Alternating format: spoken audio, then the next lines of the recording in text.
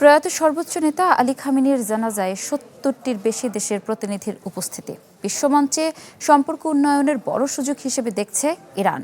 জোরদার করছে নিজেদের কৌশলগত অবস্থানও, যার অংশ হিসেবে মিত্র দেশগুলোর জন্য হরমুজ প্রণালী ব্যবহার সহ একগুচ্ছ অর্থনৈতিক ও বাণিজ্যিক সুবিধার ঘোষণা দেশটির।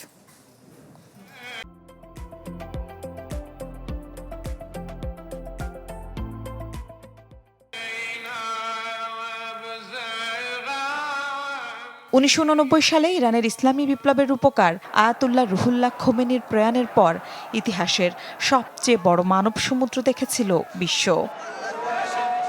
তেহরানে ৩২ কিলোমিটার দীর্ঘ পথ জুড়ে সর্বোচ্চ নেতাকে শেষ শ্রদ্ধা জানাতে সমবেত হয়েছিল ১ কোটির বেশি মানুষ, যা জায়গা করে নিয়েছিল গিনেস ওয়ার্ল্ড রেকর্ডসে।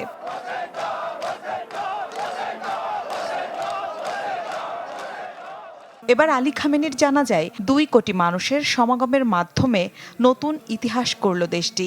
তেহরানবাসী বলছে, এই গণজোয়ার ওয়াশিংটনের জন্য স্পষ্ট বার্তা যে যুদ্ধ বা নিষেধাজ্ঞা দিয়ে ইরানকে দমানো যাবে না।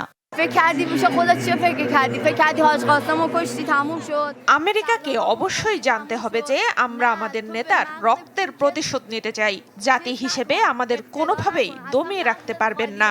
ওয়াশিংটনের কোনো ভুল সিদ্ধান্তকে ভবিষ্যতেও প্রশ্রয় দেওয়া হবে না।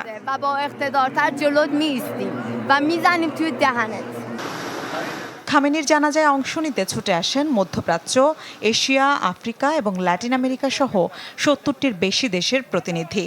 শীর্ষ নেতাদের এই উপস্থিতিকে বন্ধু রাষ্ট্রগুলোর সাথে সম্পর্ক উন্নয়নের বড় সুযোগ হিসেবে দেখছে তেহরান। জোরদার করেছে নিজেদের কৌশলগত অবস্থানও। সংকটকালীন সময়ে যেসব দেশ তেহরানের পাশে দাঁড়িয়েছিল তাদের জন্য হরমুজ প্রণালী ব্যবহারে বিশেষ ছাড় ঘোষণার পাশাপাশি একগুচ্ছ প্যাকেজ ঘোষণা করেছে দেশটি। বেইজিংয়ে অনুষ্ঠিত ওয়ার্ল্ড পিস ফোরামে বন্ধুরাষ্ট্রগুলোর জন্য জ্বালানি, তেল ও গ্যাস আমদানিতে বিশেষ মূল্য ছাড়ের কথা জানিয়েছেন ইরানের রাষ্ট্রদূত। বিশেষ আইনি সুরক্ষার পাশাপাশি মিত্র দেশের নাগরিকদের জন্য অন অ্যারাইভাল ভিসা এবং বাণিজ্যিক ভিসা প্রক্রিয়া সহজেরও ঘোষণা দেন তিনি।